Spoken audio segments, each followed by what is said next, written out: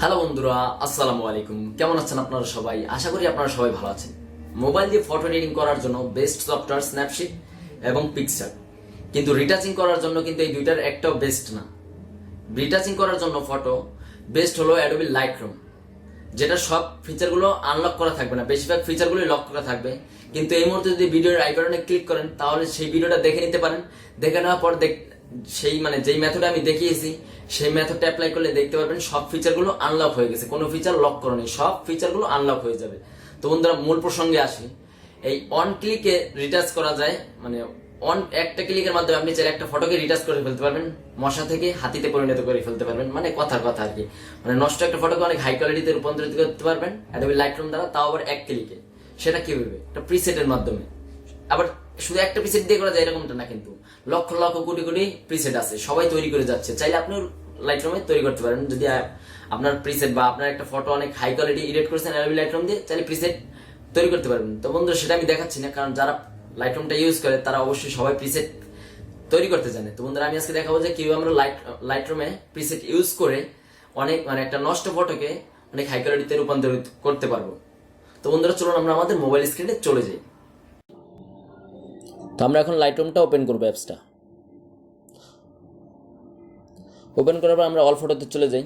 All ফটোতে চলে যাওয়ার পর আমি একটা আপনাদের স্যাম্পল দেখাই আর কি। তো আমরা একটা ফটো এডিট করেছি, রিটাচ করেছি, তো দেখি। তো সবার এরকমের ফটো পছন্দ হবে না, অনেকের হয়তো বা এরকম ফটো ভালো লাগে, তো সবার আবার এরকমটা ভালো লাগে না, তারপর একটু দেখাই আর কি। তো এটার অরিজিনাল ফটোটা ছিল ঠিক এই যে এরকমের, এটাকে এরকমটা করা হয়েছে শুধুমাত্র এক ক্লিকে। চাইলে আপনারাও করতে পারবেন। এর জন্য আপনারা করতে হবে কি, এই ভিডিওর ডিসক্রিপশনে আমি আগে বলেছি যে প্রিসেটগুলো আছে, সেই প্রিসেটগুলো ডাউনলোড করে নেবেন। ডাউনলোড করে নিলেই হবে। যদি জিপ ফাইল থাকে তাহলে জিপ ফাইলটা এক্সট্রাক্ট করে নিলে হবে। কোনো জায়গায় এমন না যে এই জায়গায় রাখতে হবে, যেই জায়গায় আছে ঠিক সেই জায়গায় রাখলে পারেন, চাইলে অন্য কোনো ফোল্ডারে রাখলে পারেন। তো তারপর আপনারা সর্বপ্রথম আপনারা যদি লাইটরুম ইনস্টল করেন, লাইটরুম ইনস্টল করার পর আপনাদের তো কোনো ফটো আপলোড করা থাকবে না। সেক্ষেত্রে আপনারা ধরুন আমরা একটা ফটো নিব।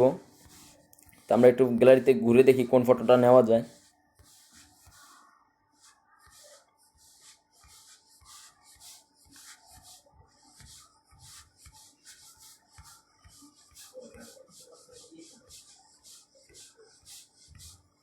ধরুন আমরা আমাদের একটা ফটো নিয়ে এটা অ্যাড করে দিই। এই বন্ধুরা দেখতে পাচ্ছেন যে আমার ফটোটা অ্যাড হয়ে গেছে। তো আমরা আবার এখানে ক্লিক করব, অ্যাড করার জন্য আমরা তো এতক্ষণ ফটোটা অ্যাড করেছি, এখন আমরা প্রিসেটটা অ্যাড করব। তো এখানে তো আমাদের প্রিসেট আছে, হয়তো আমি বুঝতে পারতেছি যে প্রিসেট কোনগুলো, আপনি বুঝতে পারবেন, কারণ আপনাদের ফটোগুলোতে আপনি চিনতে পারতেছেন যে প্রিসেট কোনগুলো, এগুলো কিন্তু আপনি চিনতে পারবেন। তারপর যদি আপনারা চান যে আমি শুধু ফটোগুলো সরিয়ে ফেলতে চাই, যে আমাদের প্রিসেটগুলো যেন বাছাই করতে সহজ হয়, সেক্ষেত্রে আপনাদের করতে হবে এই যে সাইডে যে 3 ডট দেখতে পাচ্ছেন, এখানে ক্লিক করবেন। তারপর জেপিজিএস পিএনজিএস এগুলো এটাকে আনটিক করে দিবেন। আনটিক মার্ক করে দেওয়ার পরে তারপর এখানে দেখবেন হয়ে গেছে। তারপর টাইম থেকে ডিভাইস ফোল্ডার ক্লিক করবেন। এই দেখতে পাচ্ছেন বন্ধুরা, দেখা যাচ্ছে কিন্তু এখানে শো করতেছে। তো আমরা এখানে ধরুন আমরা ফার্স্টে যে আইফোন ভিভিড টোন এটাই ক্লিক করব, অ্যাড করে দিব। তো বন্ধুরা দেখতে পাচ্ছেন এখানে আমার অ্যাড আগেই ছিল, তার জন্য আবার ডুপ্লিকেট অ্যাড করতে দিচ্ছে না। তো আমরা এখানে ক্লিক করি। এটাই যে আমাদের হলো প্রিসেট। তো প্রিসেট এখানে সাইডে যে আবার 3 ডট দেখতে পাচ্ছেন, এখানে ক্লিক করব। এখানে ক্লিক করার পর দেখতে পাচ্ছেন যে অ্যাড টু বা মুভ টু, ডিলেট, তারপর অনেক কিছু দেখা যাচ্ছে। একটু নিচের দিকে আসলে দেখা যাবে যে কপি সেটিং, এখানে কপি সেটিংয়ে ক্লিক করে এখানে যেরকমটা ঠিক আছে দেওয়া সেরকমটাই থাকবে, আপনাদের কোনো ইউজ করতে পারবেন। এখানে না যেমন না যে আমার এখানে এইটা আছে আপনাদের এইটা দিতে হবে এমন না, যেই পিসিতে ঠিক যেরকম দেওয়া আছে সেই পিসিতে ঠিক ওরকমটাই রাখে। তারপর টিকমার্কে ক্লিক করবেন। টিকমার্কে ক্লিক করার পর ব্যাগ নেবেন। ব্যাগ নেওয়ার পর আপনারা যেই ফটোটা এডিট করতে যাচ্ছেন সেই ফটোটায় আসবেন।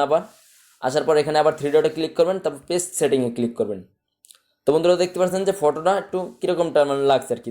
দেখতে পাচ্ছেন বন্ধুরা, হয়তো অনেকের এরকম ফটো ভালো লাগে, আর আমার কাছে ভালো ভালো ফটো নেই, সেক্ষেত্রে আমি দেখতে পাচ্ছেন বন্ধুরা নর্মাল ফটোটা ঠিক এরকম ছিল।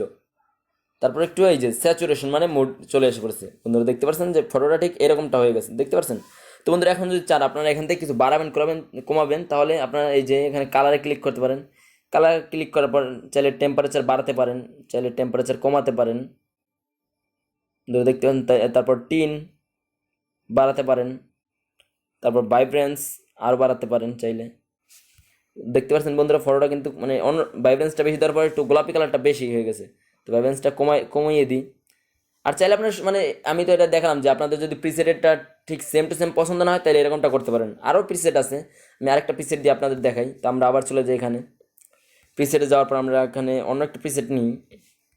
তো আমি দেখি, এই ধরুন আমরা এই প্রিসেটটা নেব, তারপর অ্যাডে ক্লিক করে দিব। দেখতে পাচ্ছেন বন্ধুরা প্রিসেটটা চলে এসে পড়েছে। আমরা এখানে ক্লিক করি, এখানে ক্লিক করার পর আমরা এখানে আবার আগের মতন করি, কপি সেটিংয়ে ক্লিক করি, টিকমার্ক দিয়ে দিই।